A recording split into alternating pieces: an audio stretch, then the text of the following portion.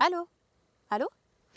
Ici, impossible de passer un coup de fil avec son téléphone portable. Nous sommes dans ce qu'on appelle une zone blanche.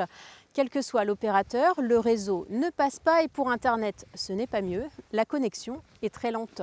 En juillet dernier, Emmanuel Macron a promis que la France serait dotée en haut et très haut débit d'ici à 2020. Une bonne nouvelle pour les 500 communes en France situées en zone blanche. Car pour les habitants, c'est bien souvent un véritable calvaire, comme vous allez le voir ici à La Bruyère-sur-Loire.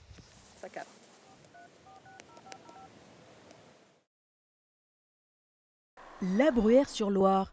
Ce village, situé au sud de la Sarthe, compte 260 âmes.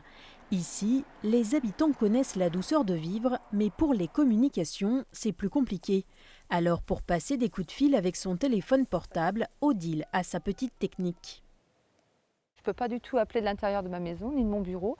Donc je viens sur cette petite butte qui est là et là je peux effectivement appeler les gens et recevoir les appels.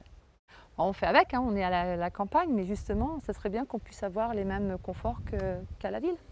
Le même confort, notamment pour recevoir la télévision.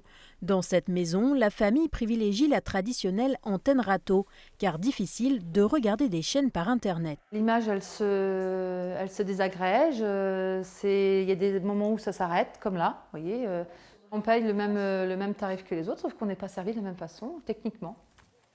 Ces problèmes de réseau font grogner les habitants au quotidien, mais ils ont aussi des conséquences économiques pour les entreprises sur place.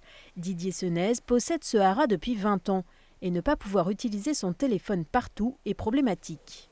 C'est aléatoire, de temps en temps ça passe, ça marche, et encore les communications ne sont pas forcément audibles et on ne peut pas forcément les suivre, ça couple en cours de communication et des fois on ne peut même pas appeler. Donc imaginez qu'un jour j'ai un problème avec un élève, un client, un cheval, je risque de ne pas pouvoir appeler les secours, quoi. Voilà. Et pour mettre à jour son site internet, c'est également périlleux. Moi quand je veux travailler dessus, modifier par exemple des chevaux qu'on met en vente en ligne, je dois aller charger des vidéos et tout, je passe un temps pas possible. Pour résoudre ces problèmes de communication, le maire Dominique Paquet ne manque pas d'énergie. Il a déjà écrit plusieurs courriers au département ou aux sénateurs de sa circonscription. Mais pour le moment, aucune solution n'a été trouvée. On se fixe toujours les objectifs des grandes villes, les banlieues et tout ça, mais nous, on a le droit, comme tout le monde, de vivre. On a le droit d'avoir aussi tous ces besoins d'avancer aussi. Il n'y a pas que qui ont le droit d'avancer. Les petites communes ont le droit aussi de pouvoir se développer. Le premier magistrat de la commune compte beaucoup sur les annonces d'Emmanuel Macron.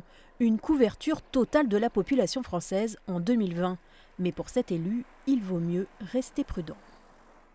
En Pays de la Loire, les zones blanches concernent 48 communes. Une se trouve en Vendée, une en Loire-Atlantique, 9 en Maine-et-Loire, 16 dans la Sarthe. Et cela concerne 21 communes en Mayenne.